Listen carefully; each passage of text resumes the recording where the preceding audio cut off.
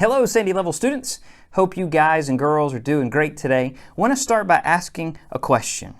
How do we embrace the changes we've recently experienced? There's so much that is different than what we had experienced or what we had expected, and things have now changed. So how do we embrace that? How do we move forward in this new reality and the way that things will now be from this point going forward?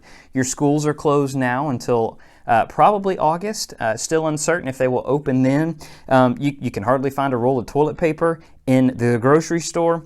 You're encouraged to wear a mask everywhere you go. And so these changes that have come about, they bring just more questions than they do answers. When will we be able to go back to school? When will we be able to go sit down in our favorite restaurant? When will we be able to go to the play area in Chick-fil-A to play? All these questions just keep coming and coming. But how do we embrace the change that we're experiencing? We live in a new reality, but I believe that this is only a temporary situation. I think when we come back, things will look a little different. They won't be like we're experiencing now, but they may not look like what we experienced before. Things will look different. And so today I want to mention 3 ideas that help us to embrace change. Change is inevitable, whether it's major changes like what we've experienced over the last 2 months, or it's subtle changes, but change is always inevitable. And so how do we deal with it? How do we embrace the change that is before us? So the first idea is that we redeem the time. We redeem the time that God has given us, that God has created us for more than just playing video games or scrolling TikTok or watching YouTube videos. God's created us for more than that. God has created us to be productive. It may feel like everything around you is collapsing and everything has stopped, from the sports that you participated in or the extracurricular activities or even going to school and hanging out with your friends. But it seems like now you may have a little more free time than what you did before. So the question becomes, what are you doing with that time? Paul wrote in Ephesians chapter 5, starting in verse 15. He said, "Look carefully then how you walk, not as unwise, but as wise, making the best use of the time, because the days are evil. Therefore, don't be foolish, but understand what the will of the Lord is." Making the best use of the time. Redeem the time that you've been given. Use the time you have to do something great. In other words, just be productive. This passage talks about us being aware of the opportunity that we have. Look carefully. Look carefully then how you walk. Not as unwise, but as wise. James talks about if you need wisdom, just pray to God and ask for it and He'll give it to you. So Paul's encouraging us here is to not be unwise, but to be wise, making the best use of the time that God has given us. And I want to encourage you with that today. So what are some of the things you can do to be productive?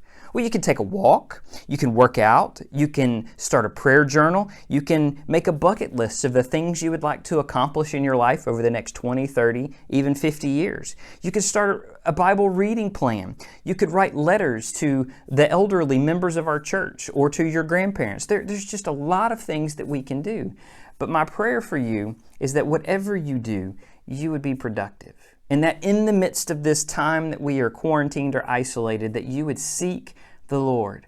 And that in redeeming the time and being productive, that you would grow in your relationship with Him. So redeem the time. That's our first idea. The second idea is to honor authority. This one may be a little more difficult. It's been about 5, maybe 6 weeks that we have been quarantined, isolated. And that's 5 or 6 weeks that you've been spending a lot of time in your home and a lot of time with your parents. You've probably gotten into an argument or two with them.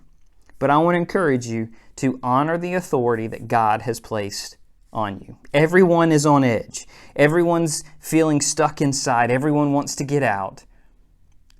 But honor the authority that God has placed before you. Again, we'll go to Paul in the book of Ephesians. Ephesians chapter 6, verse 2. Honor your father and mother. This is the first commandment with a promise. What Paul's doing here is he's quoting from the 10 Commandments, of which God spoke to Moses way back in the book of Exodus. And he's telling them, and Paul is telling us today, to honor your father and mother. Well, how do we do that? How do we show honor to our parents? Well, I think we need to show them some grace. They're just as tired and exhausted as you are. Some of them are having to work from home, and they're having to juggle work and mealtime and everything else that goes along with staying at home constantly, just like you are. So show them some grace. Make a meal for your parents. Prepare a dinner for them or a lunch that they're not expecting. I mean, you may want to talk to them first and get some permission, but prepare a meal for them. Have an idea of something you would like to try to cook for them to kind of take a little pressure off of them. Ask them about your family history. Where did your family come from? You could even get into a conversation about what life was like when your parents were your age. What was their favorite thing to do? What was their favorite movie? What was their favorite book when they were your age now?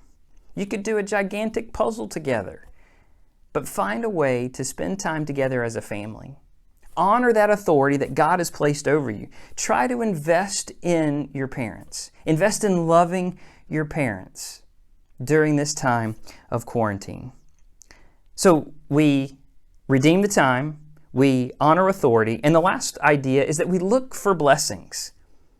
What is the good in all that we're going through right now? What is God doing in the midst of me being stuck at my home for 5 straight weeks? What in the world could God be doing? Well, I don't know. We need to seek Him and find out what that is. Again, going to Paul in the book of Romans, chapter 8, verse 28. Paul says, "And we know that for those who love God, all things work together for good, for those who are called according to His purpose." That all things work to good.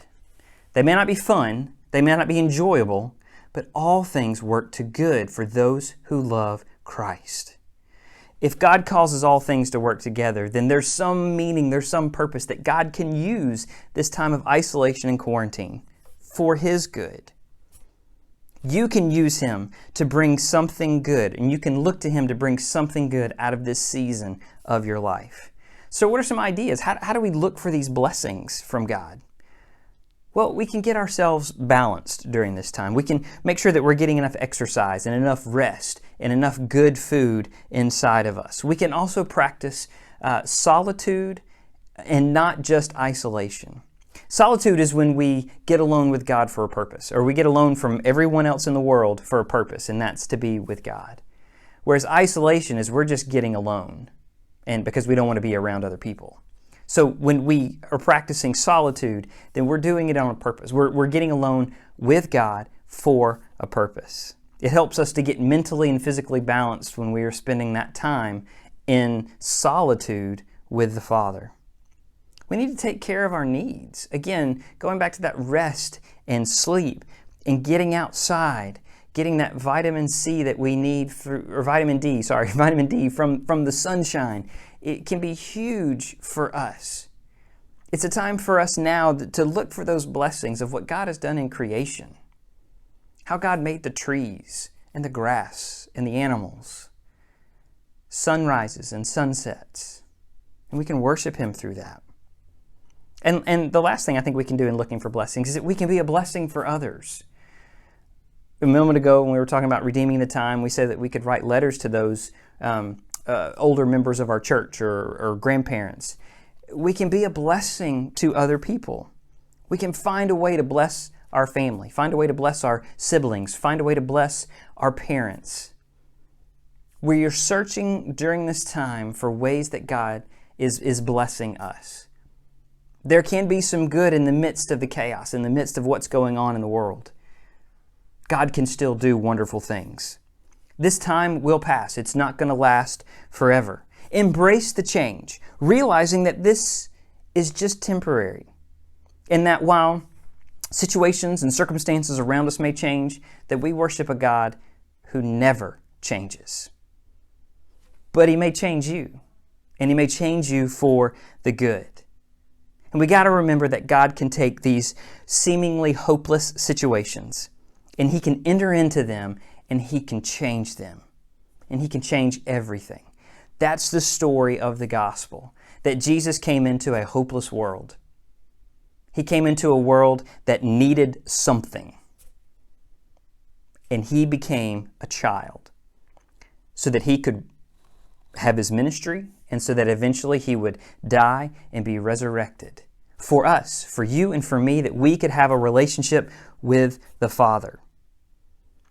He came to be born and to die for us. So we, in the midst of what's going on in our world today, we can embrace the changes that are going on around us. We can look for blessings. We can honor authority. We can redeem the time. And these are just 3 ideas. There are multiple ideas we could talk about, but these are just 3 quick ideas that we can do to redeem the time that God has given us in the midst of this isolation and this quarantine. Even though we live in this difficult season of life, God is good, and God can still be trusted because He is good. He loves us. He cares for us. He wants the best for us. And so we can trust in Him in that.